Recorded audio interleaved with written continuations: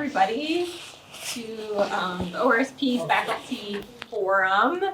I will have to say it's my great pleasure to introduce Dr. Kaishan Kong, who's a great supporter of international education and great supporter of international students on the UW-Eau Claire campus. So thank you. It's a true pleasure. So I just want to read a little bit about our esteemed colleague.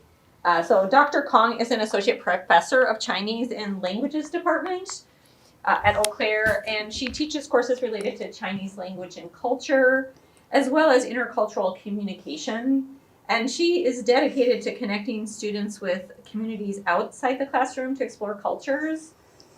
And she was recognized as both a Fulbright Scholar in 2020 and as a Wisconsin Teaching Fellow in 2015 for her work in culture-embedded language education.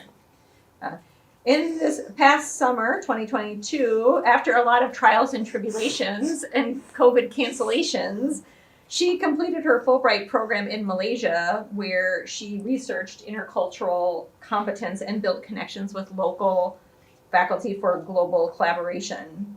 Her presentation today is titled Building a World Classroom Between UW-Eau Claire and Malaysia.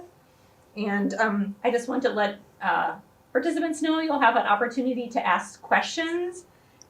And if you are an online participant, we encourage you to email orsp@uwec.edu with your questions that will be read to the presenter.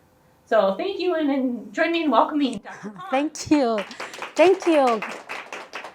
Thank you so much. We are just all colleagues, and thank you for your very kind introduction, Colleen. I've always been impressed by the CIE work.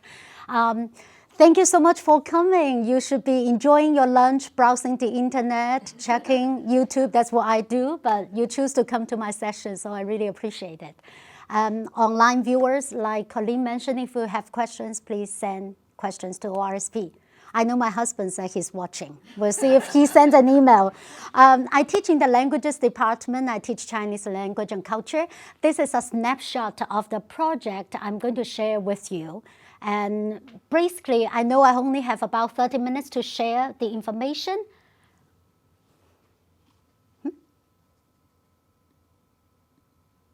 Okay, so I'll be sure to finish my presentation and leave time for any questions and feedback.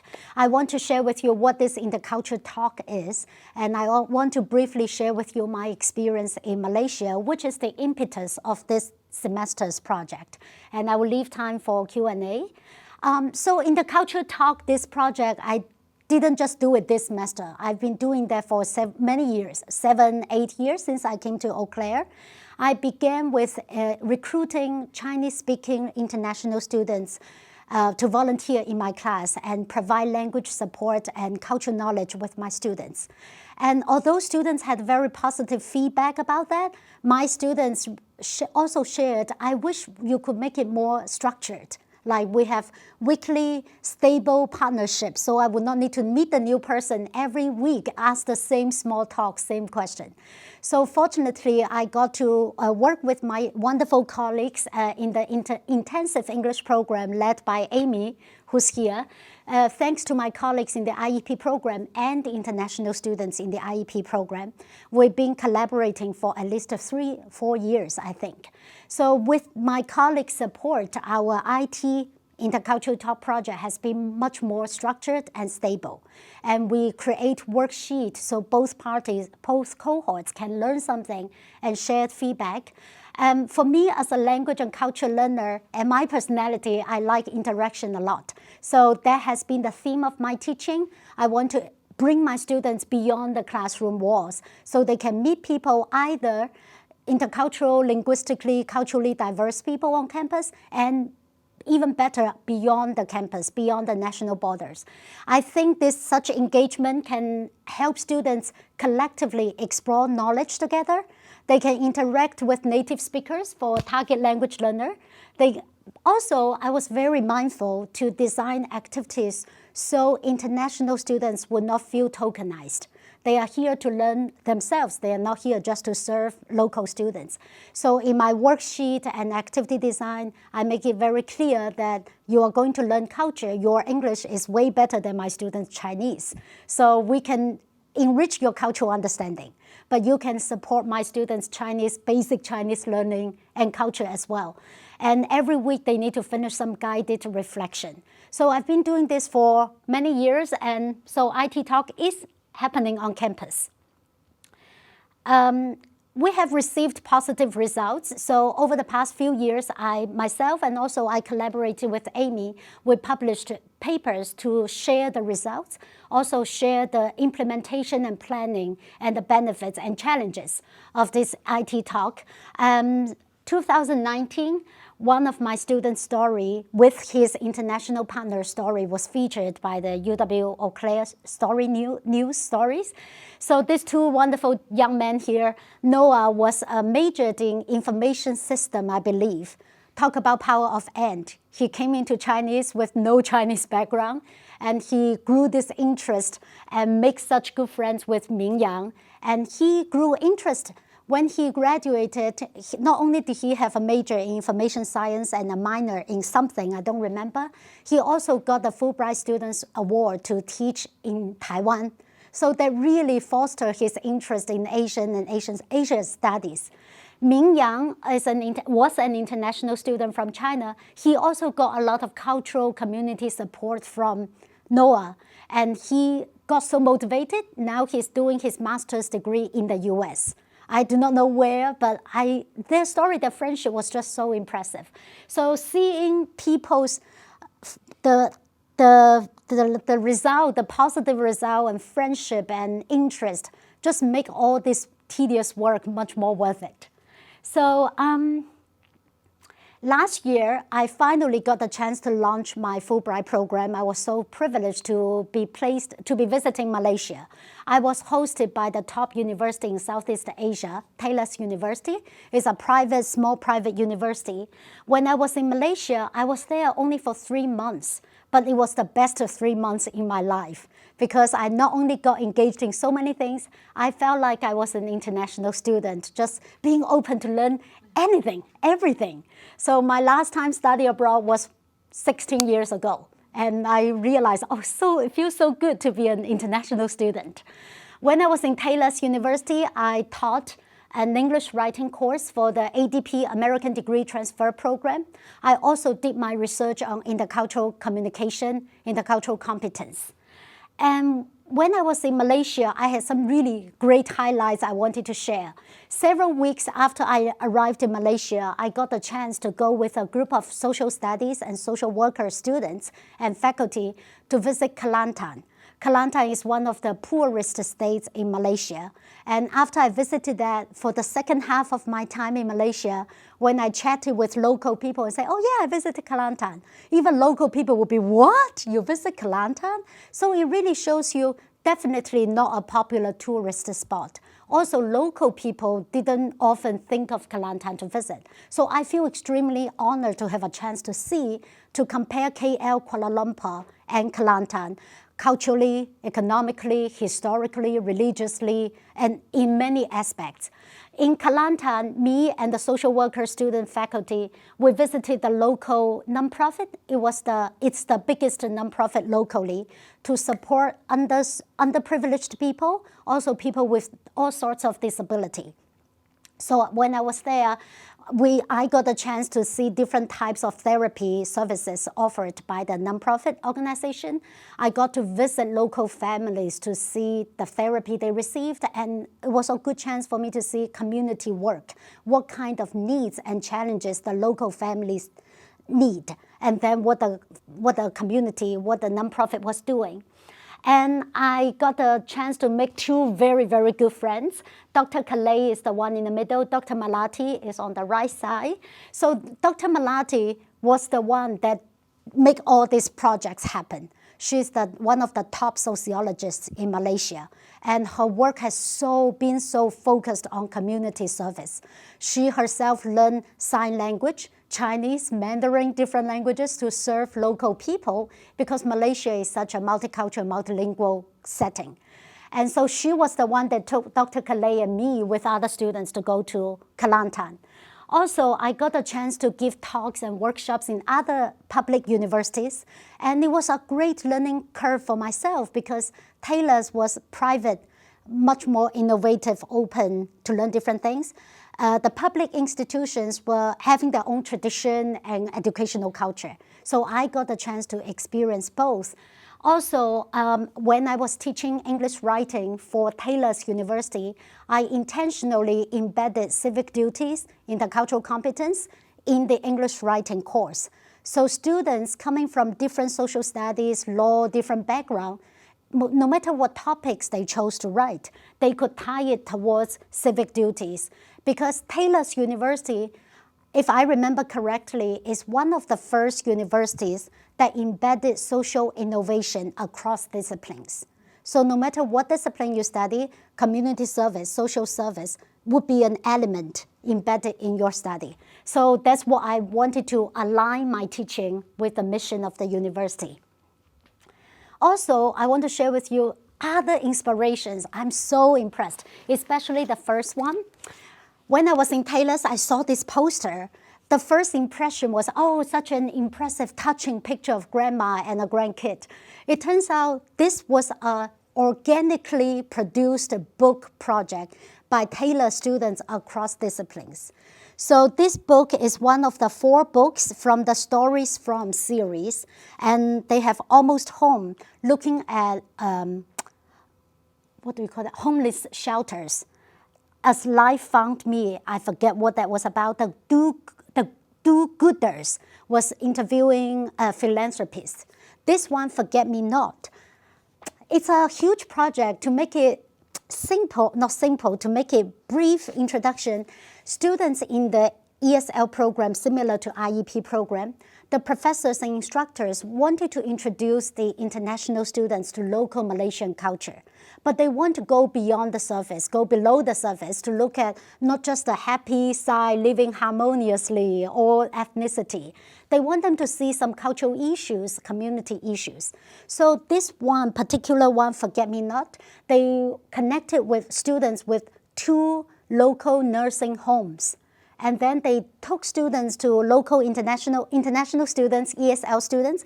They got trained linguistically to create interview questions. But in this process, they were also trained to ask interview questions in a culturally respectful way and culturally appropriate way.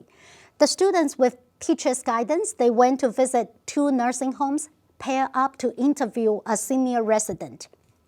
After they return, they work with local students and local writers. These local writers included local students, senior, advanced students in creative writing, also included local real instructors who were writers. They share the field notes, raw data, pictures, pass it on to the writers, and the writers give them feedback. So in this process, IEP students got to learn, ESL students got to improve the language.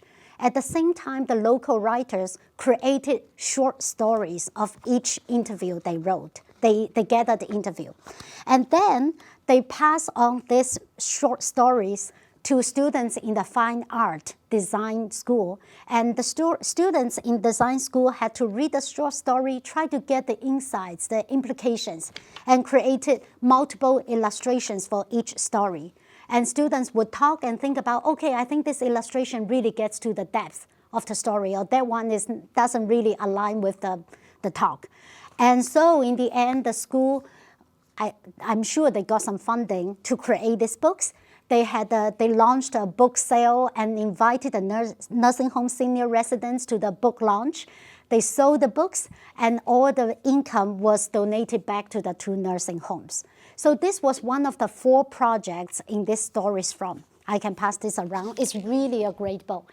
Also, another great thing I got so inspired and excited about was the impact labs. So Taylor's University, like I mentioned, they really focused on community service and social innovation. They studied the United Nations 17 Sustainable Development Goals, and they created 13 impact labs across disciplines. So my friend, Dr. Kalei and Dr. Malati, they both belong to the same department. They both joined one impact labs, but they collaborated with colleagues from other departments. The impact lab they were involved in is called eradicating poverty. So under this umbrella, eradicating poverty, they study what kind of people, what are the people that need help, what type of poverty they are facing. I had a meeting with my friend Dr. Malati last night. She told me there is a term called multi-dimension of poverty. And she gave me this introduction. It was so fascinating. So this was one of the food bazaar they offer to promote women entrepreneurs who make snacks in their small workplace at home. So several weeks ago, they launched all these impact labs. So energy like that really inspired me. So when I returned to Eau Claire 3 months ago, I said, no, I have to continue. I was so inspired. I want to do something. So Dr. Kalei and I decided to continue our enthusiasm in helping students improve in the cultural competence. So we decided to take a pilot program just to test the water and see how our students respond to that. That's why we have this intercultural talk, taking Eau Claire students beyond our classroom walls to Malaysia virtually. So intercultural talk for this time, we involved the 2 universities, 2 educators, 40 students, almost evenly divided, 20 on my side, 20 on her side. Her cohort came from social studies, different majors in social studies. My cohort, I engaged 2 groups of students, smaller classes. One is Chinese 201, the other is second language acquisition theories class. Some people may say that second language acquisition theory, a theory class, doesn't sound like a natural fit with this cultural understanding. I would disagree because students learning how to teach a language, they cannot ignore the tapestry of culture and language. They are all interwoven together. So giving my students a chance to meet people on the other side of the world can help them understand, oh, multilingual people, multicultural people, they have similar issues or we have different views towards some topic. I found it very helpful. So we want our students to feel friendly and lower anxiety.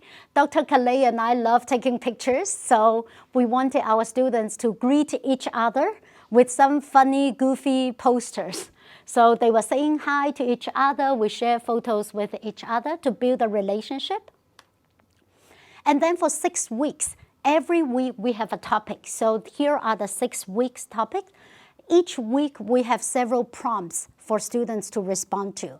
Many students reported that roles and performativity was one of their favorite topics. So I share the prompts under this one with you. So students need to compare and contrast how intersectionality evolved over years, gender, identity, everything. They need to pick one topic or category to focus on, for instance, women then and now, or Gen X and millennials.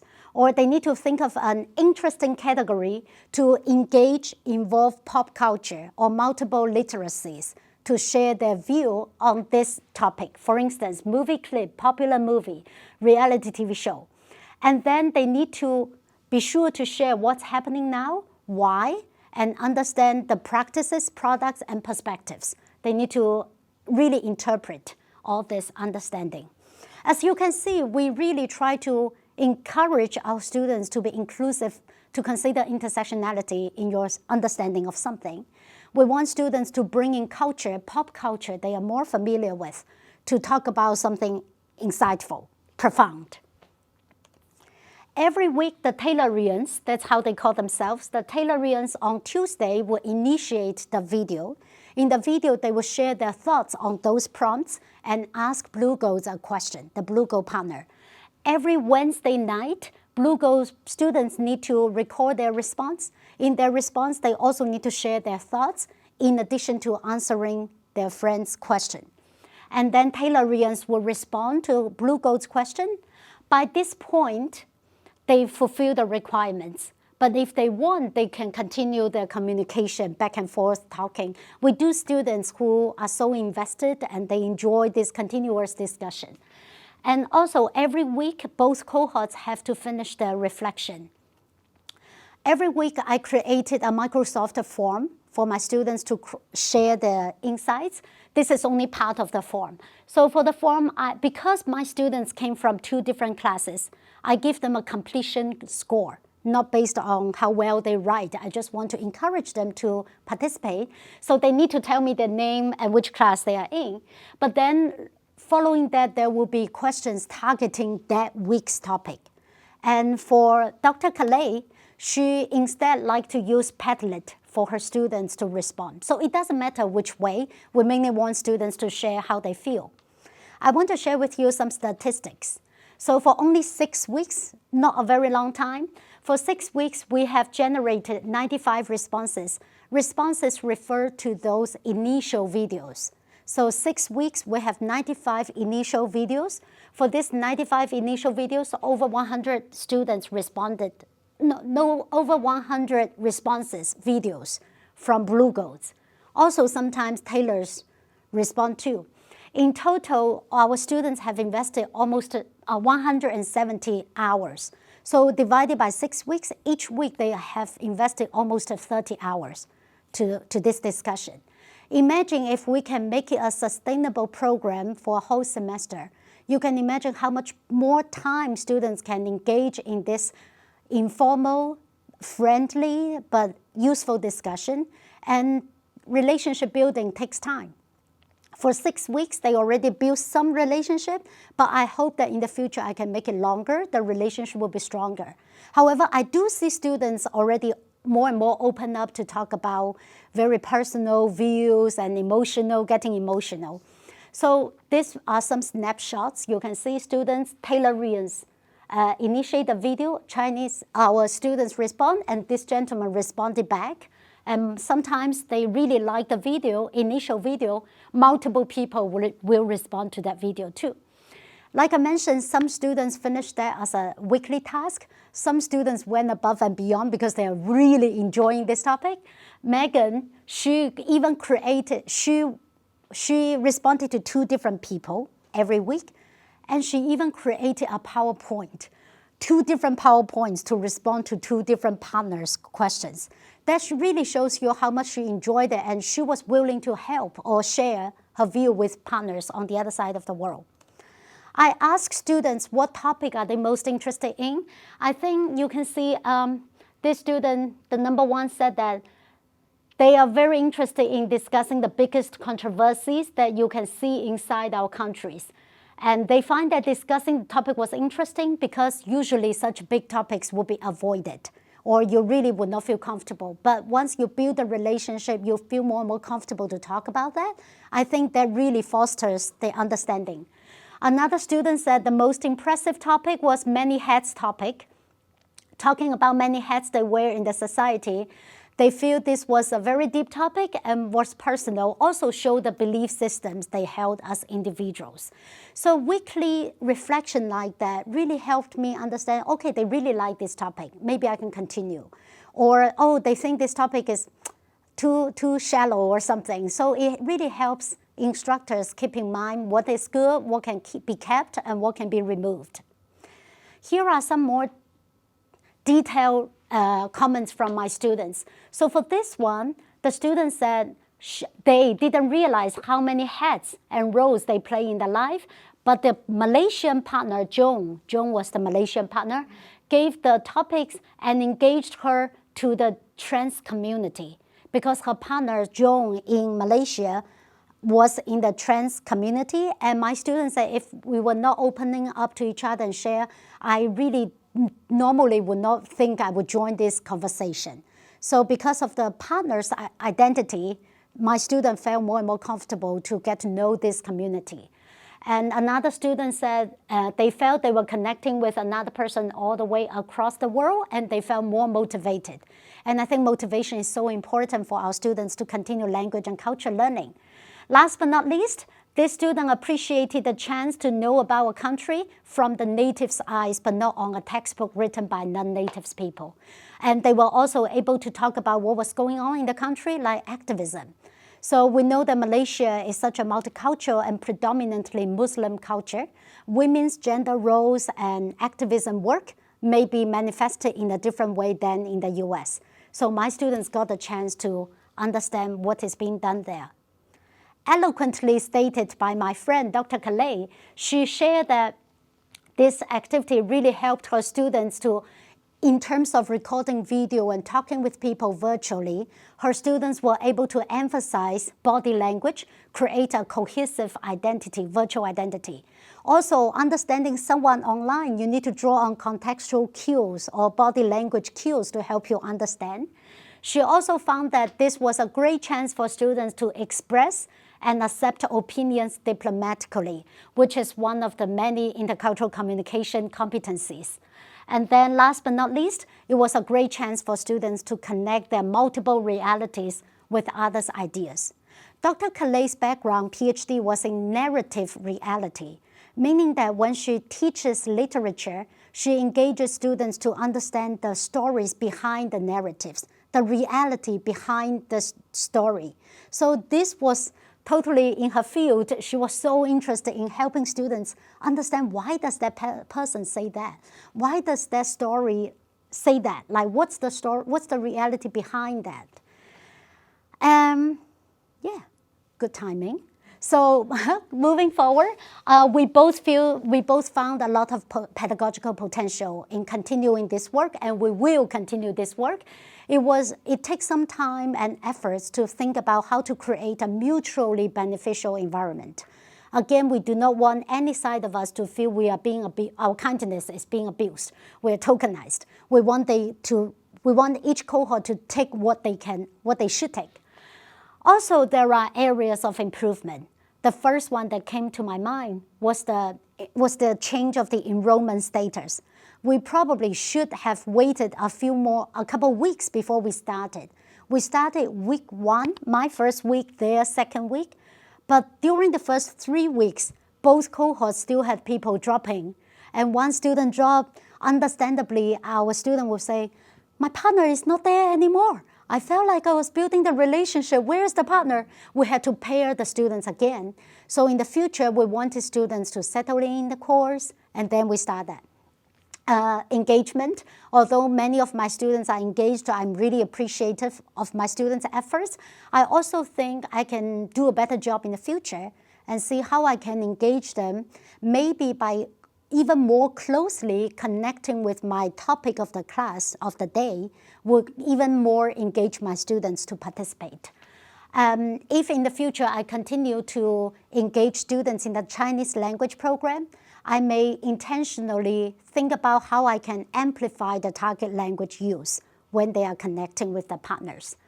But in terms of the results, although it's a pilot study, we are going to present in these 2 conferences. The proposal was accepted. Both are virtual conference. This one is held by New York Language Curriculum, Language and Culture Across Curriculum Conference. The other one, the Malta, is a Malaysian conference. So we're going to present December 2nd, December 13th, something like that. So we find it very helpful. We're going to definitely continue. So I want to end the presentation with a poster I found in Malaysia. Eau Claire poster at the Taylor's University. I was so excited. I have to take a picture of the Eau Claire poster. And terima kasih, that's the Malaysian to say thank you, the only word I know in Malaysian. But thank you. I welcome your questions and feedback. Good timing. Okay. Thank you.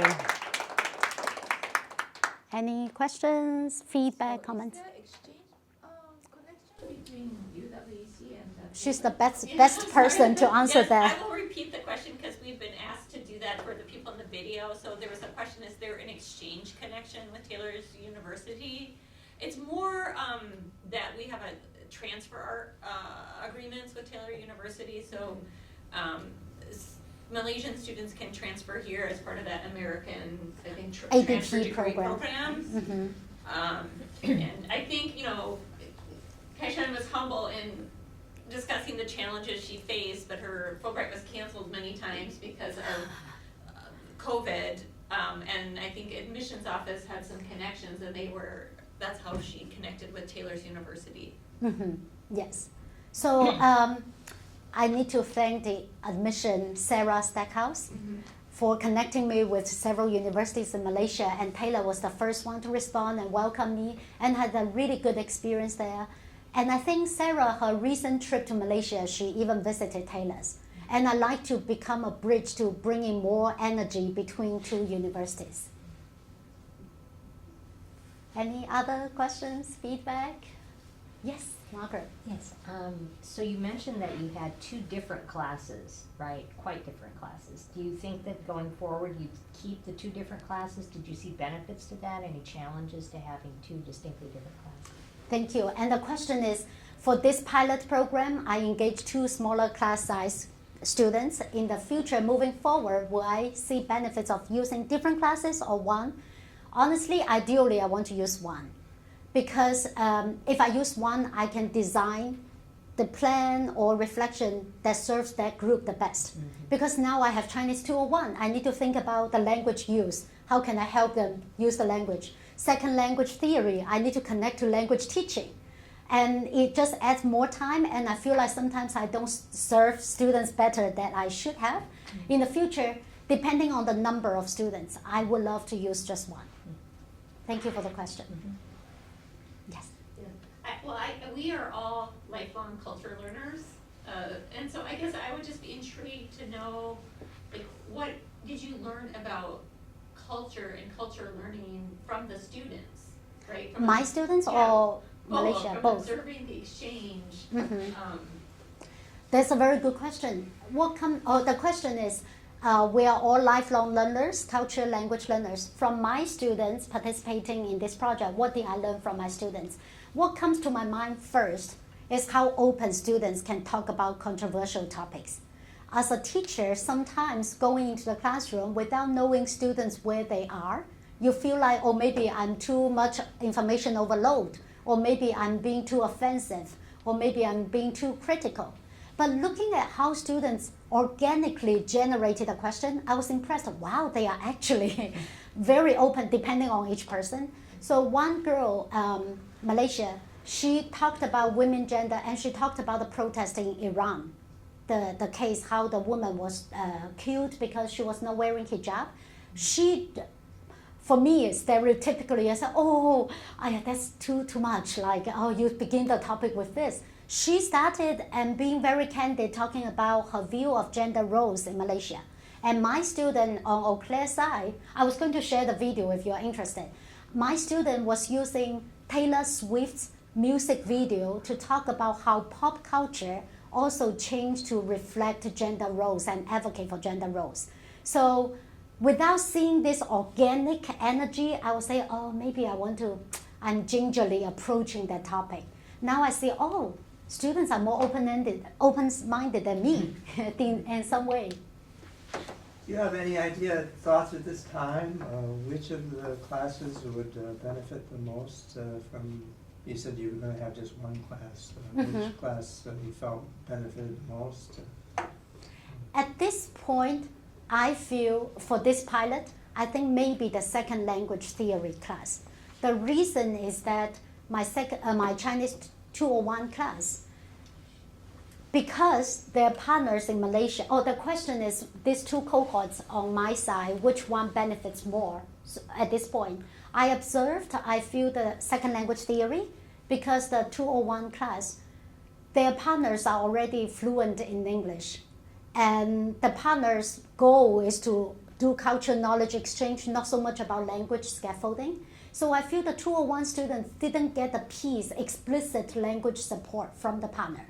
But what I want to do next is not to waste the discussion they have shared, and see how I can bring it back, recycle this interaction to bring it back to the classroom. So I think at this point, second language theory. Thank you for the question. What platform were you using to exchange videos? I can share with you, I have it open. Yeah. So Flip. Okay, Flip. Yeah. So this one, I was talking about this girl. Hi, Curly. I'm sorry that So she was talking about the Iranian protest, and then multiple people responded. Zoe, I don't think Zoe was paired to talk to this lady, but either Zoe's partner didn't post that day, or Zoe watched people's video and were interested in her. So Zoe responded. And Carly responded. Carly was the one that used Taylor Swift's video, talk about activism may look different, but people all focus on like gender roles, equity. And did you require everyone to post in video, like the comment, could it be written too? No, or no. Okay. So when I do the setting, I choose video comment only. Okay. And I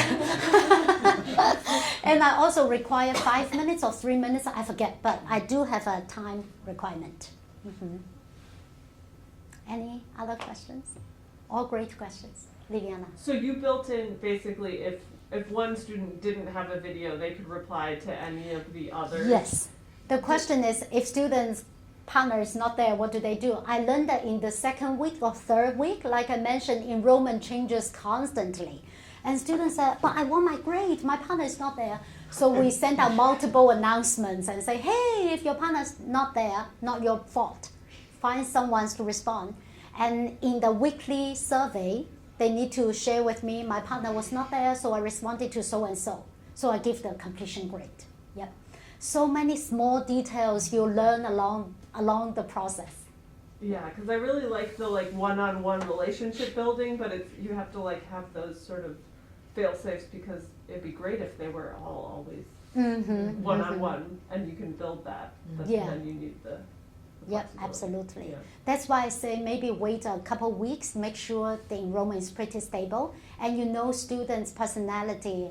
Maybe if I have more students, I may pair two to pair up with one person.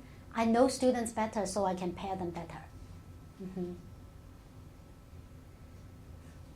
Any other? Do you want to watch a video? Sure. Do you want to watch the original one or from Carly? How about a little bit of each? So they are saying I hi. don't know whether you noticed about news in Iran, the protest in Iran, because of a 20 years old woman. She died after arrested by the police, by the minority police, because she didn't wear her hijab properly. Okay, so this actually provokes a huge protest in Iran. So I want to say that 40 years before, actually, the king of the Iran actually is really too Western. So their headscarf hijab is not mandatory. So if you want to wear, they wear. If you want to wear, they no need to wear. And they can wear miniskirt. They're brave enough to wear miniskirt. So you can imagine that it's really open. Before 40 years before, and after the Islamic Revolution, they started to restrict the women in Iran. So Just just a quick look of this lady. So apparently she did research to describe women roles in the past and current.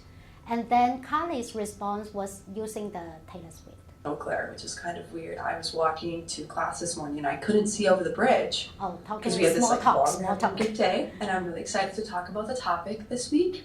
I really enjoyed your thoughts on the topic that you chose, which was treatment of Middle Eastern women. And I think this is such an important topic, and I've actually done a little bit of research on it for another class, but the differences are just astounding in how men and women are treated there. It's just crazy to me. And you brought up how the woman was hurt for not wearing her hijab. I don't want to pronounce that incorrectly. I'm not sure if that was right, but that's crazy and insane and really makes me mad, because there's no reason for that. And why are there so many regulations on what women have to wear, and what about why not men? I just will never understand that. But I really enjoyed your thoughts on that, and it kind of ties in with what I'm going to talk about. So I'm going to talk about my favorite artist, which is Taylor Swift, and I'm sure you know who that is, but in case you don't, I have a picture of her. I love her so much. She is my favorite singer ever. So here's the pictures.